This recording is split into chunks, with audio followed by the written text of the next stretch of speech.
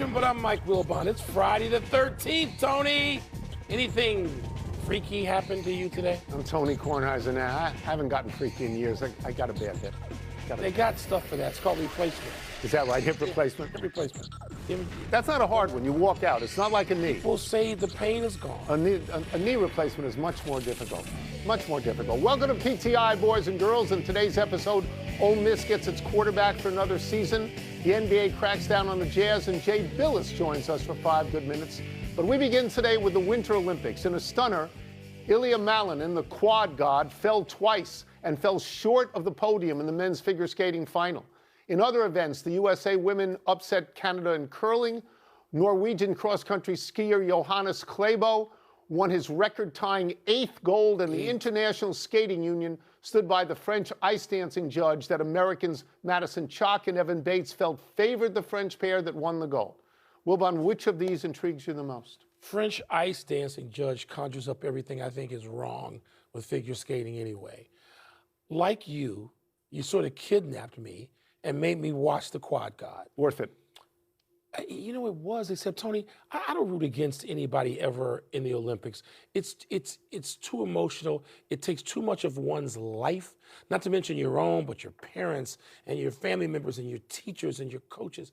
It's so emotional, and you're scared to see a kid fall. I know he's 21 years old, looks like he's 17, looks like he could live in one of the bedrooms in my house. Yeah. He's a kid. And so when he went down, and then he falls the second time with the easier jump, and you just go, okay, now I can't watch anymore. Did you watch it standing up or sitting down? Sitting.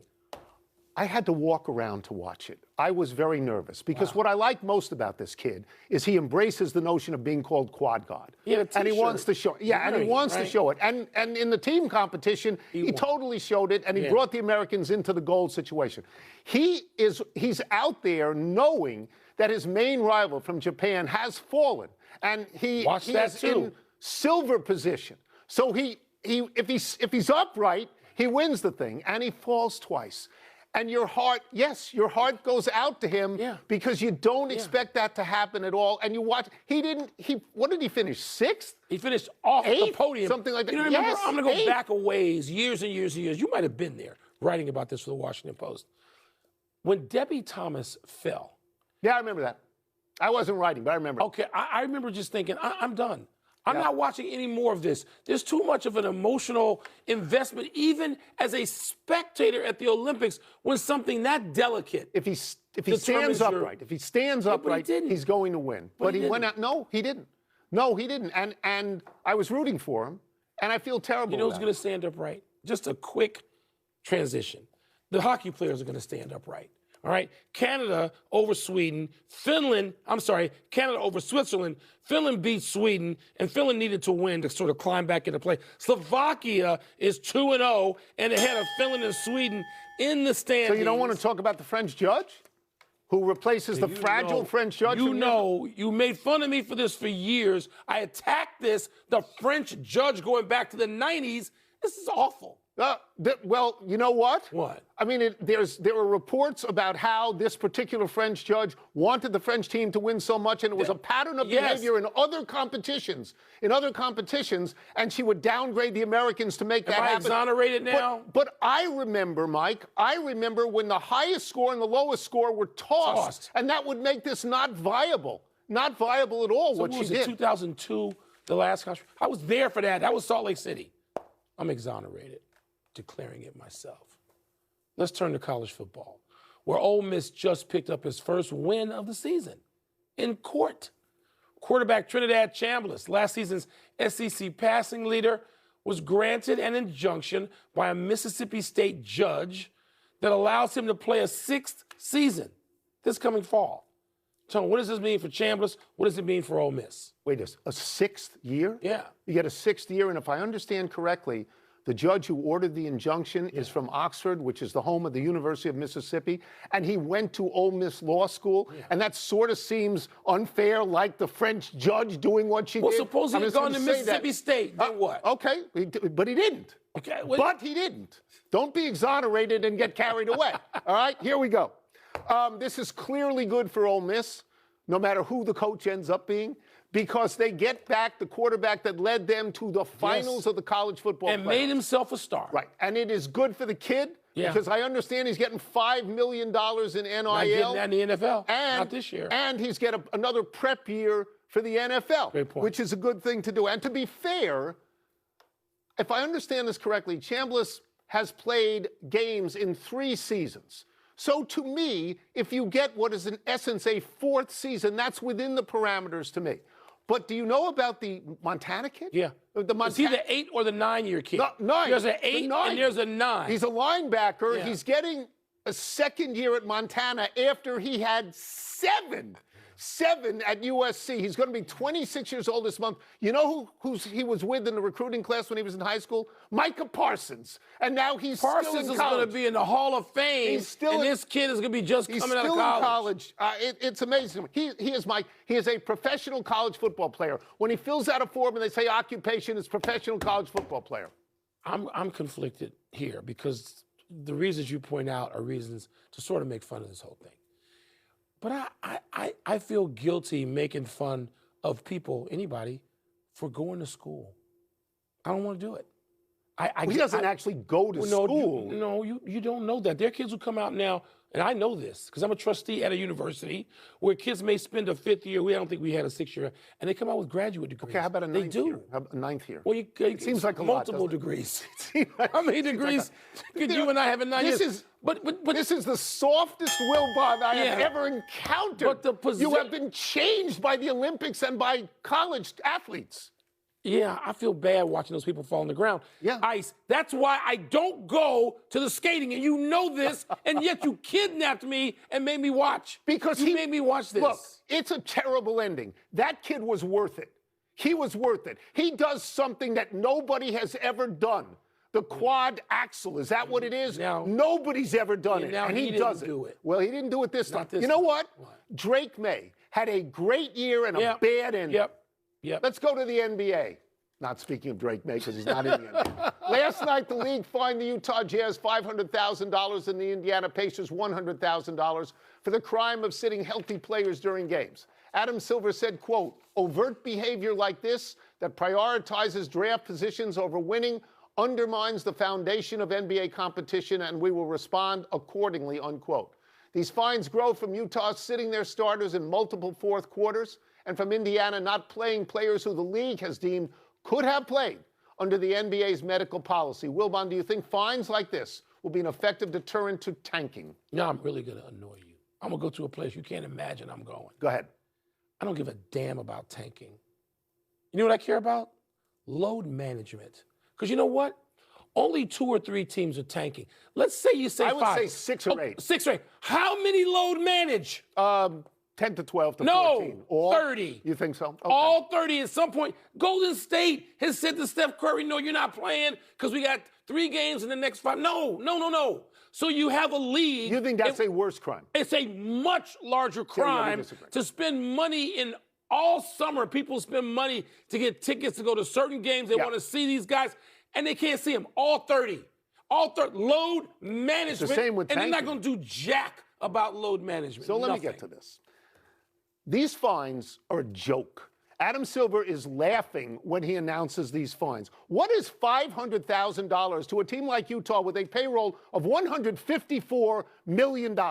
They sat their 3 most highly paid players, sat them in 4th quarters. Those players make $100 million. $500,000, you can find it in a couch in the NBA. Okay. And a $100,000 fine is even more ridiculous. You want to have a deterrent with a fine? Start at $10 million. Okay. And even then, if the guy at the end of the rainbow is Wembanyama, somebody's going to pay the $10 million. Yes, they are. It's worth more than $10 million. Mike, I would not fine anyone. I would take away the draft pick. I would say after the lottery, you go down 10 spots and see how that pick tastes. Lawsuits galore.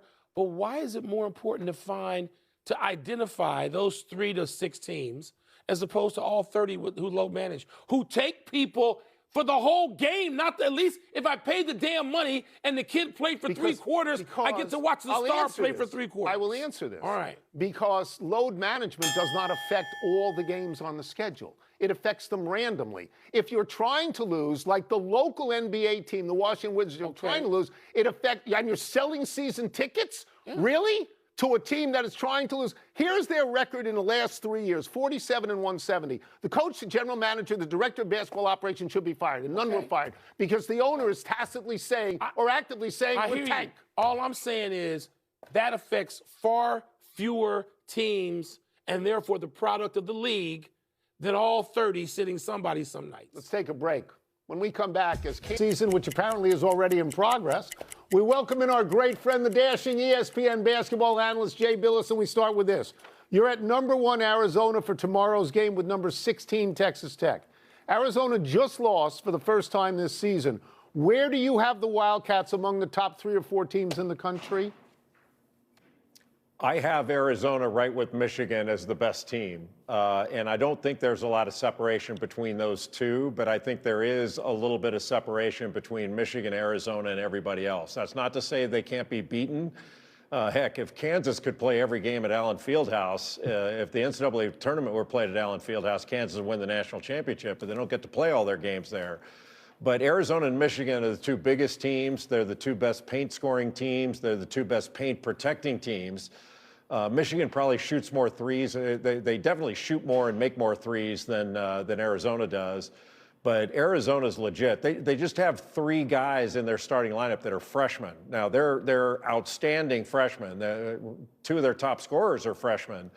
And that's one difference between them and Michigan. Michigan's more experienced throughout their roster.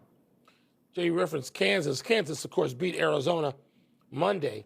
And they did it without star freshman Darren Peterson. He's missed quite a few games, injury, illness. Bill Self calls it a string of bad luck. But how do you see the whole Peterson situation? You know, Michael, it's a little bit of a curious case. You don't see this very often. Peterson did a few games with a hamstring and then with cramping. And then the last game that they played against Arizona, he had the flu. And the doctors told him better that you don't play and better than you don't sit on the bench and infect everybody else on the team with the flu or flu-like symptoms, whatever they called it. Darren Peterson is legit. Like, he's the real deal. Anybody who's seen him play knows that. He's the most effortless scorer. I mean, I think he scores it easier than any player I've seen since Kevin Durant played at Texas.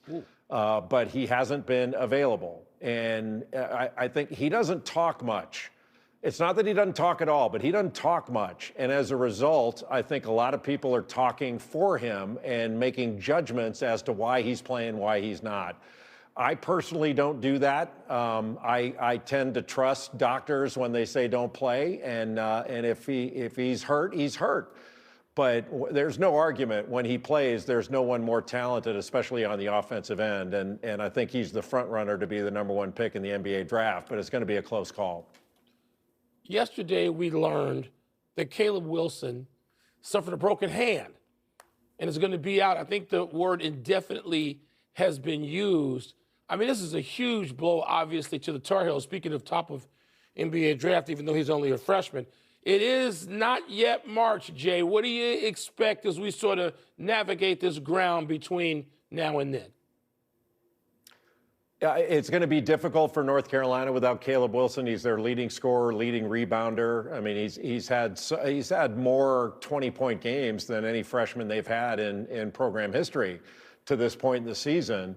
So without him, it's not like any other player, whether it's Henry Vessar or Seth Trimble or you name it, has to put a cape on and all of a sudden become Superman to try to replace him. That's not how that's going to work. But I think everybody has to expand their roles a little bit, and it's got to be a collective thing. It's not necessarily a next man up. It's every man has to do more.